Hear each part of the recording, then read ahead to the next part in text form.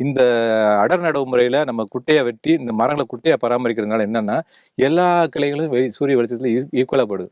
எல்லா கிளைகளையுமே பூ எடுக்கும். இப்ப இந்த கிளையை வச்சுக்கிறேன், ஏன்னா இது வெளியில வருது. இது வெளில வருது, கொஞ்சம் மொத்தமாவும் இருக்குது.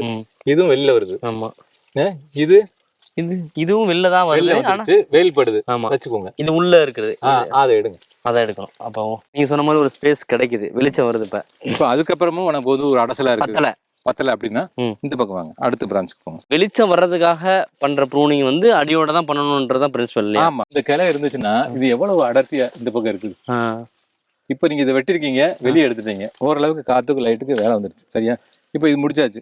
இப்ப நீங்க இதுதான் கிளை இல்லையா? இந்த கிளையில எத்தனை விட்டுருக்கோம்? 4 இருக்கு.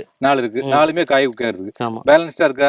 ஏதாவது ஒடிய இருக்கு வாய்ப்பு இல்ல. இப்ப இந்த சின்ன கிளைகள் என்னைக்கு பூ பூக்காது. இது வந்து நமக்கு லைட்டுக்கும் காத்து போறதுக்கும் இடைஞ்சலா இருக்குல்ல, எல்லாத்தையும் எடுத்துடணும்.